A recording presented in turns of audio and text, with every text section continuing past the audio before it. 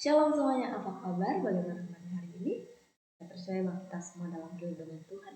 Nah, setelah kemarin kita membahas tentang tujuan pembelajaran dan segala macamnya, hari ini kita akan melihat bagaimana sih cara kita menyusun tujuan pembelajaran itu.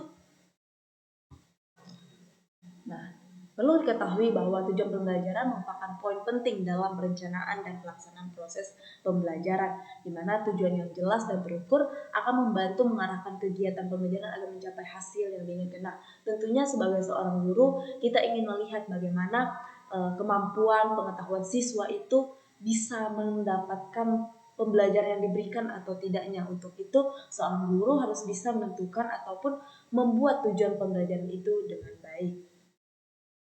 Selanjutnya kita akan melihat beberapa hal untuk menyusun tujuan pembelajaran itu sehingga menghasilkan pembelajaran yang lebih efektif.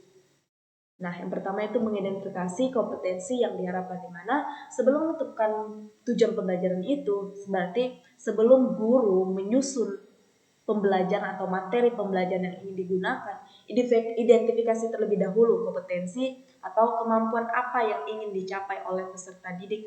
Artinya di mana apa nanti yang ingin peserta didik ini dapatkan setelah mereka mengikuti proses pembelajaran yang sudah digunakan oleh guru tersebut.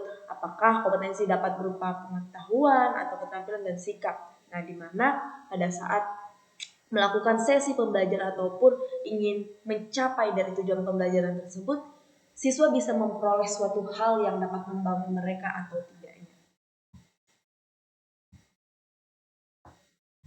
Yang kedua yaitu adalah menggunakan mode SMART. Mode SMART adalah singkatan dari subjektif atau spesifik, measurable atau terukur, agreeable atau dapat dicapai, relevan atau relevan artinya yang suatu hal yang masih bisa digunakan atau tidaknya, dan time bounds atau terbatasnya waktu, di mana tujuan yang dirumuskan sebagaimana akan lebih jelas dan mudah diukur keberhasilannya. Tentunya jika guru ingin melihat keberhasilan siswa, dia harus bisa menyusun rencana pembelajaran itu sebaik mungkin dengan waktu yang fleksibel ataupun waktu yang ditentukan itu sangat-sangat sudah capai tujuan dengan waktu yang sudah diberikan. Artinya jika dia bisa mencapai sampai 23 SKS ataupun sampai 28 JP, itu tentunya harus dimaksimalkan sebaik mungkin.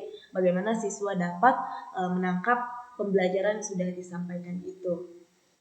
Selanjutnya adalah tulis tujuan dengan jelas. Nah, tentunya jika guru ingin membuat rencana, mereka harus menulis bahwa tujuan pembelajaran harus seperti ini.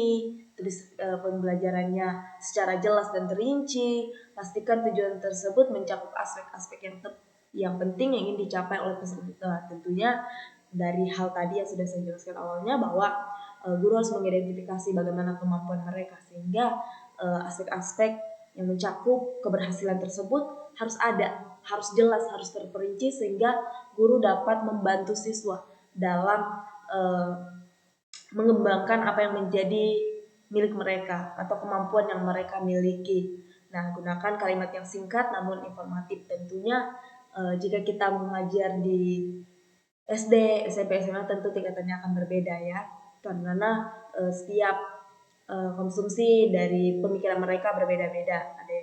Dan juga meskipun mereka satu tingkatan, artinya mereka tidak bisa mencapai pengetahuan yang sama. Tentunya mereka berbeda-beda, sehingga guru harus bisa menghasilkan inovasi, rencana tujuan pembelajaran yang lebih efektif, efisien, dan juga terperinci, sehingga dia dapat membantu siswanya dalam memproses pembelajarannya. Dan fokus pada hasil yang diinginkan, di mana tujuan pembelajaran harus fokus pada hasil yang ingin dicapainya, bukan hanya pada proses pembelajaran itu sendiri. Tentunya jika guru yang abal-abal seperti itu, mereka cuma memikirkan bahwa proses pembelajaran itu sudah cukup baik, sudah terlaksana dengan baik, sudah mencapai JP dengan baik, tapi pada siswanya mereka tidak mendapatkan hasil.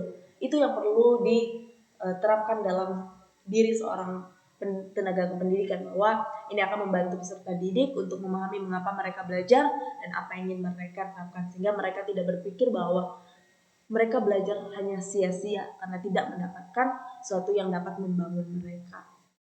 Nah, sesuai dengan tingkat pemahaman peserta, tentunya Dimana seorang guru harus bisa melihat bahwa seperti yang saya bilang tadi, bahwa SD, SMP, SMA dan setiap dari tingkatan SD, SMP ini pun mereka berbeda-beda ya, dimana sesuaikan dengan tingkat kepahaman mereka. Jadi guru harus bisa melihat bahwa oh, siswanya dapat paham menggunakan metode pembelajaran ini dengan strategi ini, dengan model ini. Jadi guru harus bisa menerapkan itu, dan kemampuan tujuan yang lebih mudah atau terlalu sulit dapat mengurangi motivasi dan aktivitas pembelajaran. Tentunya di sini guru harus kreatif, bagaimana mereka ingin menunjukkan bahwa proses pembelajaran yang mereka berikan itu bisa membantu siswanya atau tidak. Selanjutnya ada evaluasi dan revisi. Tentunya dalam setiap proses pembelajaran, suatu proses hal yang dilakukan dalam bidang pendidikan itu pasti ada evaluasi dan revisinya ya. Setelah menyusun tujuan pembelajaran, lakukan evaluasi secara berkala untuk menilai apakah tujuan tersebut telah tercapai atau masih terlalu direvisi. Jika diperlukan, lakukan penyesuaian agar tujuan pembelajaran itu tetap relevan dan dapat dicapainya. Tentunya jika kita melihat hasil dari tujuan pembelajaran yang sudah kita susun ini, apakah bisa dikembangkan lagi atau diganti, itu kita lihat dari hasil evaluasi yang sudah kita gunakan. Dan ini sekian yang dapat saya sampaikan. Biarlah Tuhan selalu memberkati kita semua, dan biarlah materi yang saya sampaikan bisa membantu kita semua. Selamat pagi, Tuhan Yesus memberkati.